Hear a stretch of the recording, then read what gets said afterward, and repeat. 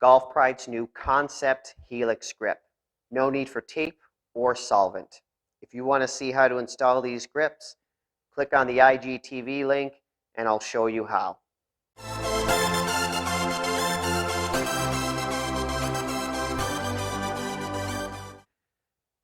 The Golf Pride Concept Helix installation process.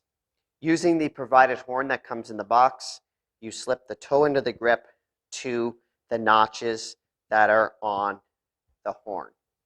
From there, you need to make sure that you have a shaft that is nice and clean. You apply pressure to the horn to slip the grip down the shaft.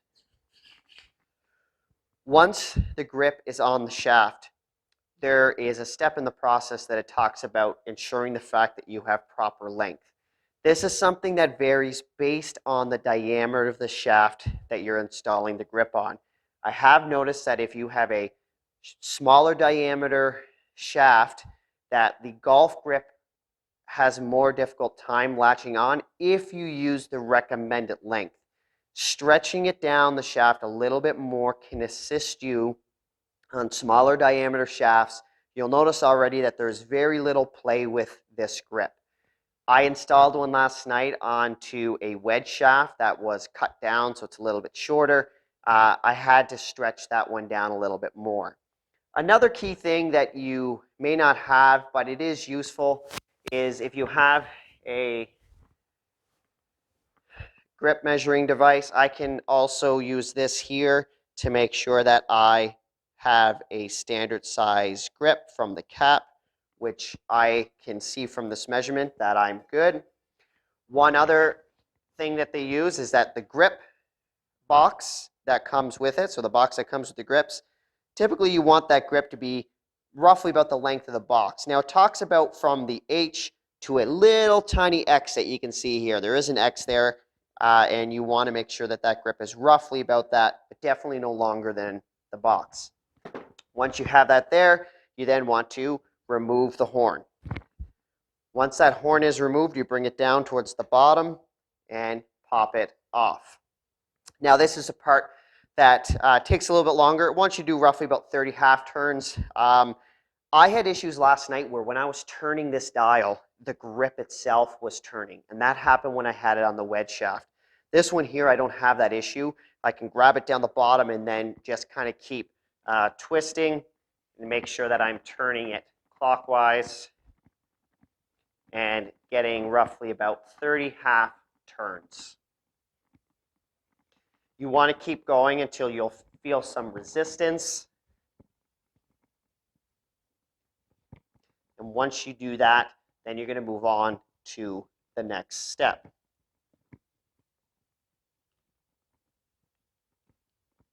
Okay, I have that twisted on there now. Now what I need to do is I need to turn this grip and start from the bottom and keep going all the way to the top. And at the top, you're going to hear an audible click.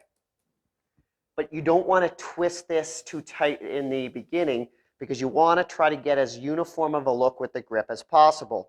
Right now, there's some space in between these notches on the grip. As you start to tighten it up, they're going to start to close. And again, I like to try to make sure that I massage it up there just so that way I'm keeping it as uniform as possible.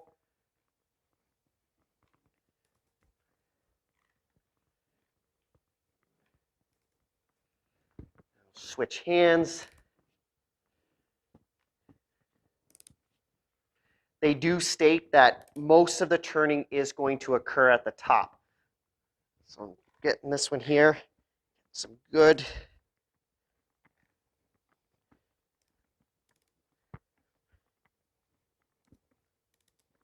Can't twist down the bottom anymore, so now I'm working my way up.